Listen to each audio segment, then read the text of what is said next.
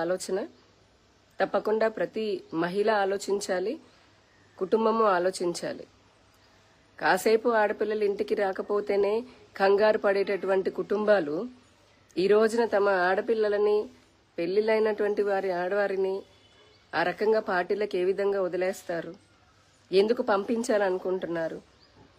అక్కడ పానీపూరి బండ్ల ప్లేస్లో ఉండేవాళ్ళు కానీ, అక్కడ ఫుడ్ కోర్టులు ఏర్పాటు చేసేటటువంటి వారు కానీ బోల్డ్ ఎంతమంది మగవారు ఉంటారు.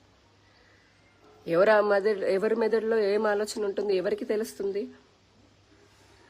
దయచేసి ఇది అర్థం చేసుకుని వెంటనే ప్రభుత్వం కూడా చర్య తీసుకొని ఇటువంటివి అంటే మన హిందూ సంస్కృతికి, మరి ముఖ్యంగా మహిళల హక్కులకి, మహిళల మాన ప్రాణాలకి ఇబ్బంది కలిగించేటటువంటి వాటిని ఆపివేయాలి అని చెప్పని, ఇటువంటి చర్యలకి ప్రోత్సహించే వారిపైన కూడా వారు చర్యలు తీసుకోవాలని చెప్పని కూడా కోరుకుంటూ ఉన్నాను.